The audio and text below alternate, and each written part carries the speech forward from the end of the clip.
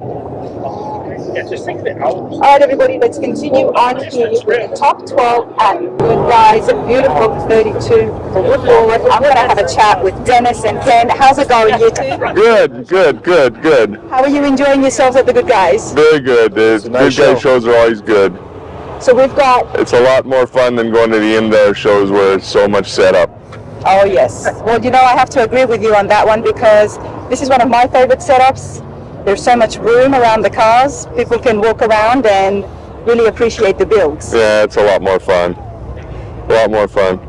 Ken, congratulations. This belongs to you. Yes. And Dennis, tell us about yourself, please. Well, I've worked for Ken for over 20 years and ended up being the shop foreman. And which shop is this? This is Reister'S Rod Shop. We're in Englewood, Colorado. It's a suburb of Denver. So we just kind of mostly do stuff for Ken. Very little customer work at this point. This is kind of one of the last cars that we're going to do. So we kind of went all in. One of the last cars you'll do? Yeah, we're about done. I'm 76. You know. So look what you've just done here. Well, he's had a pretty good career. I mean, two Ridler wins, an AMBR, America's Most Beautiful Motorcycle. So he's had quite a career of it. So yeah. 2 Amber Awards. And a motorcycle has been thrown in there as well. Yeah, we won America's Most Beautiful Motorcycle, the last one. And Ken, where is the shop located out of? It's located out of Englewood. Old Englewood is, actually it's just part of Denver now. Okay. It's kind of like the Los Angeles area. All these suburbs have gone together and it's all one big city now.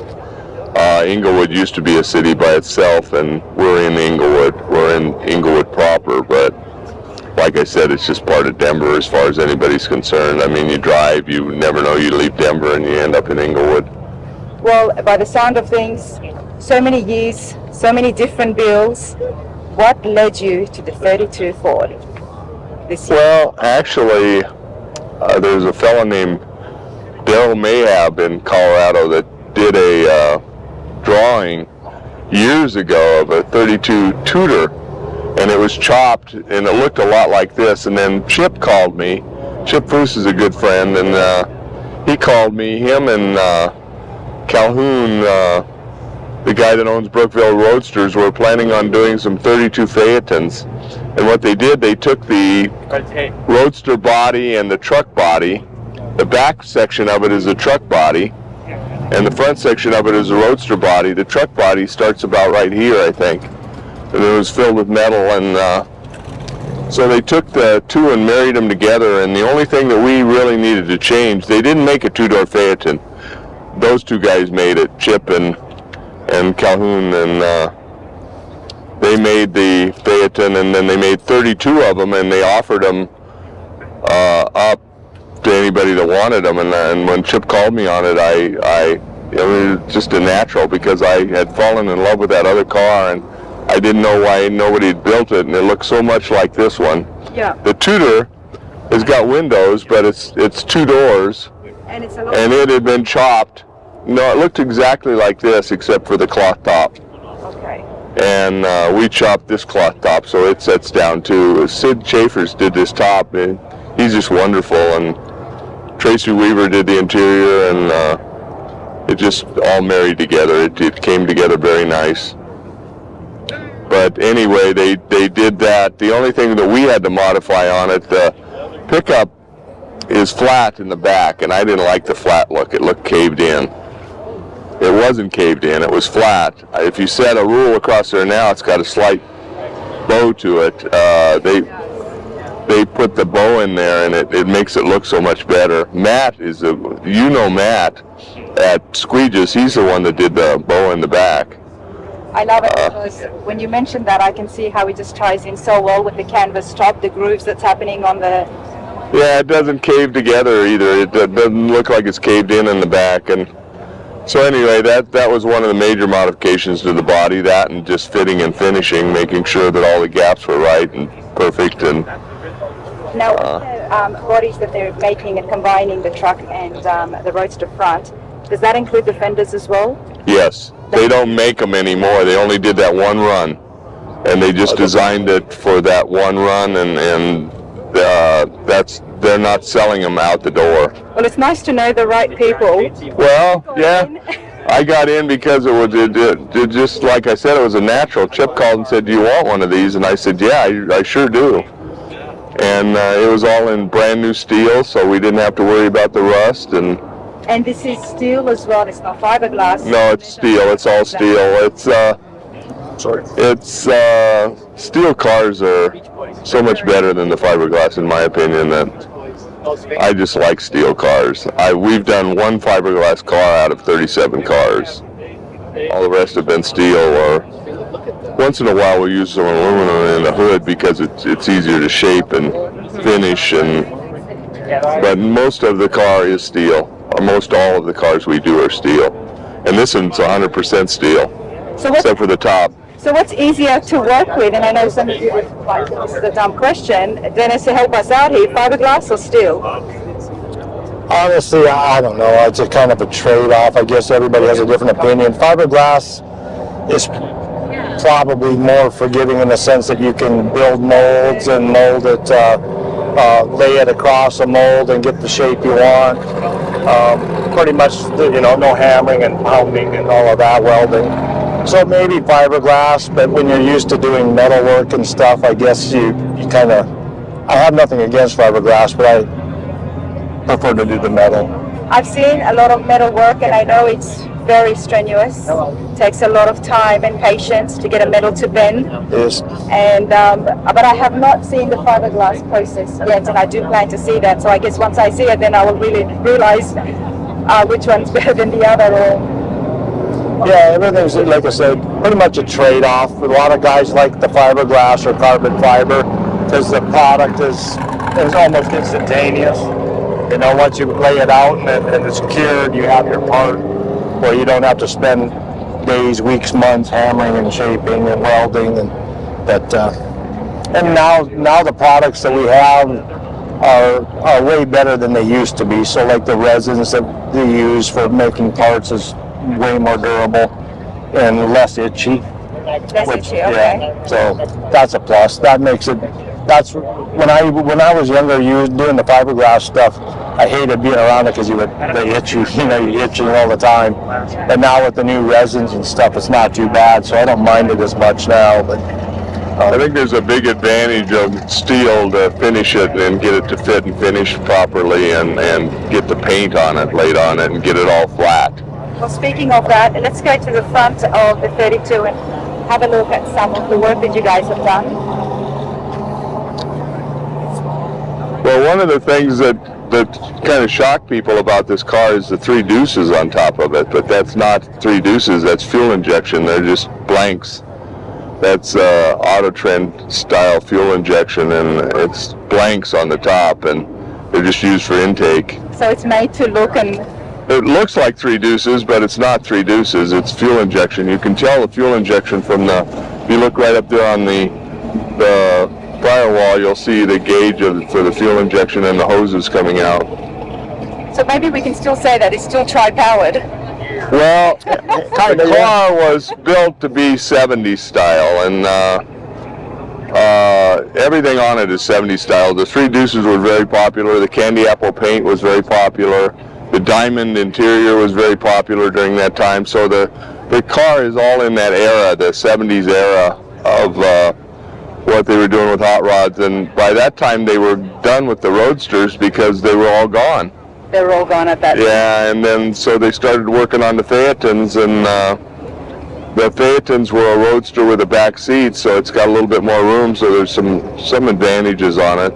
This is the kind of Roadster I would like to have, because personally the original one's a little bit too small for my liking, but something like this, you've got room, and it still looks magnificent. What is the block under the... That's a Ford performance engine. It's a 302. They made that engine, and they actually put it. It was after the 289, they went to 302, and it was put in several Ford cars. This one just happens to be built a little bit better, and with the fuel injection and everything.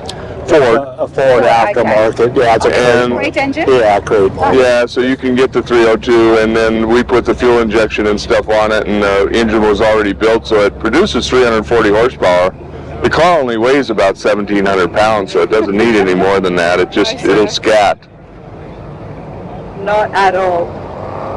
I love the work on the firewall here. I'll bring this in close.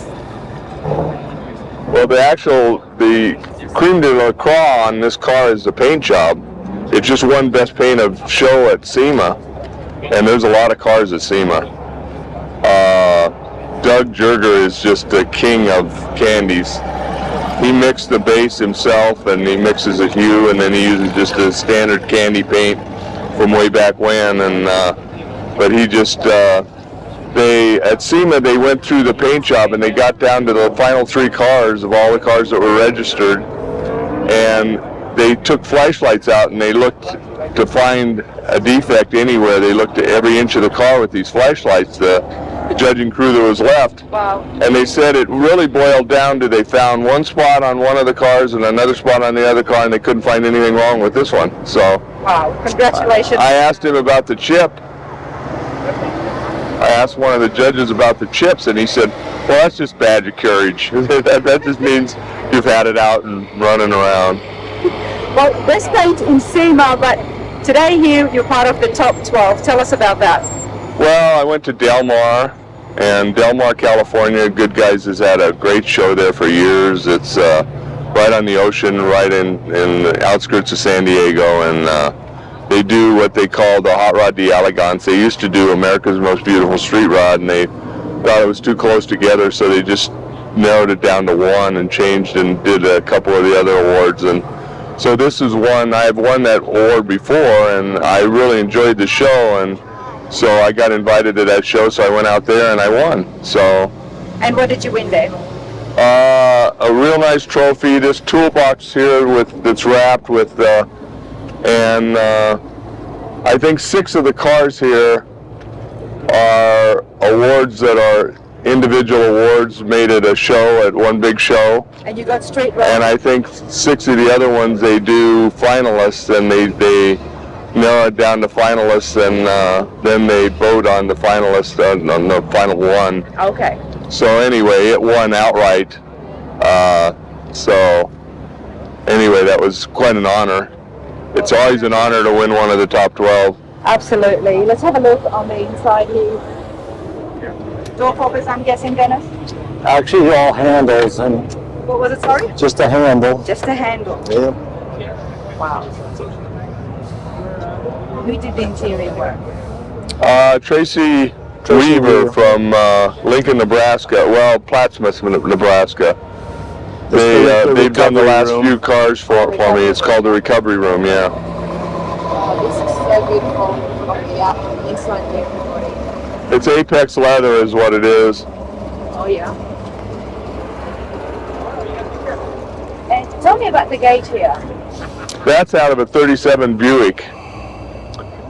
So we had to call around, or he called around, and finally found a guy that had one out of a 37 Buick. You need something flat. So that was flat, and all the gauges came together well, and so then you just have it rebuilt and redone, and have the gauges redone, and have everything repainted and re-chromed and put in what you got. So a 37 Buick was flat, so that's how we ended up with that one. It worked well with the dash. Well, yeah, the dash is flat, so and that one was flat, and it went well. So Ken, I hear you're retiring after this. What's the plans? well, I told my wife I was retarded. She said, "You can't say that anymore." So she changed it to retired and did a party for me. So I guess I'm pretty well done. I'm 76 years old, and I've done a lot of cars and had a lot of fun, and it's been a good run. But tell us, in your opinion, the industry, how it has changed and the direction it's going. What are your thoughts? What's your 2 cents on that? well, it all started out to be fun, just a fun hobby, and people taking parts off one car and putting them on another.